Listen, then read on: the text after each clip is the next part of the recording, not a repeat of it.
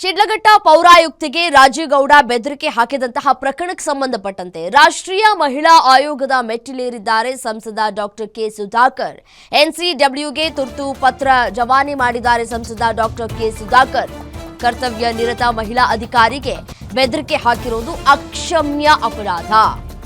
ಆಯೋಗ ಕೂಡಲೇ ಸುಮೋಟೋ ಕೇಸನ್ನ ದಾಖಲಿಸಿಕೊಳ್ಳಬೇಕು ಅಂತ ಹೇಳಿ ಪತ್ರದ ಮುಖಾಂತರ ಆಗ್ರಹಿಸ್ತಾ ಇದ್ದಾರೆ. ಮಹಿಳಾ ಅಧಿಕಾರಿ ಮೇಲೆ ನಡೆದಿರುವಂತಹ ಈ ಒಂದು ದೌರ್ಜನ್ಯ ಕೇವಲ ವ್ಯಕ್ತಿಗತವಲ್ಲ, ಇದು ಕಾನೂನು ಪ್ರಭುತ್ವದ ಮೇಲಿನ ನೇರ ದಾಳಿ ಅಂತ ಹೇಳಿ ಪತ್ರದಲ್ಲಿ ಅವರು ಉಲ್ಲೇಖವನ್ನ ಮಾಡಿದ್ದಾರೆ. ರಾಜಕೀಯ ಪುಂಡಾಟಿಕೆಗೆ ಪ್ರಾಮಾಣಿಕ ಅಧಿಕಾರಿಗಳ ಮನೋಬಲ ಕುಗ್ಗುತ್ತಾ ಇದೆ.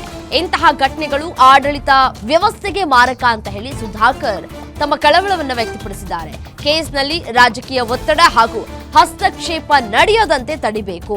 ತಪ್ಪಿತಸ್ಥರ ವಿರುದ್ಧ ಕಠಿಣ ಕ್ರಮವನ್ನ ಜರುಗಿಸುವಂತೆ ಎನ್ಸಿಡಬ್ಲ್ಯೂಗೆ ಸುಧಾಕರ್ ಮನವಿಯನ್ನ ಮಾಡಿದ್ದಾರೆ. ರಾಜೀವ್ ಗೌಡ ಯಾವ ರೀತಿಯಾಗಿ ಮಹಿಳೆ ಅನ್ನೋದನ್ನು ಕೂಡ ನೋಡದೆ ಅದು ಕರ್ತವ್ಯ ನಿರತ ಮಹಿಳೆಯ ವಿರುದ್ಧ ನಾಲಿಗೆಯನ್ನ ಹರಿಬಿಟ್ಟಿದ್ರು. ಬೆಂಕಿ ಹಚ್ಚಿಬಿಡ್ತೀನಿ, ಚಪ್ಲಿಲ್ ಹೊಡಿಸ್ತೀನಿ ಅನ್ನುವಂತಹ ಪದ ಬಳಕೆ ಮಾಡಿದ್ರು. ತಮ್ಮ ಕರ್ತವ್ಯನ ತಾವು ನಿಭಾಯಿಸಿದ್ದಾರೆ. ಇದರಲ್ಲಿ ಅವ್ರದ್ದೇನೂ ತಪ್ಪಿಲ್ಲ. ಆಕ್ಚುಲಾಗಿ ನೋಡಕ್ ಹೋದ್ರೆ ಈಗ ಎಸ್ಕೇಪ್ ಆಗಿದ್ದಾನೆ ರಾಜೀವ್ ಗೌಡ. ಮೊಬೈಲನ್ನು ಸ್ವಿಚ್ ಆಫ್ ಮಾಡ್ಕೊಂಡು ಸುದ್ದಿಗೋಷ್ಠಿಯನ್ನು ನಡೆಸ್ತೀನಿ ಅಂತಂದ್ರು. ಸುದ್ದಿಗೋಷ್ಠಿಯನ್ನು ಕೂಡ ನಡೆಸಲಿಲ್ಲ.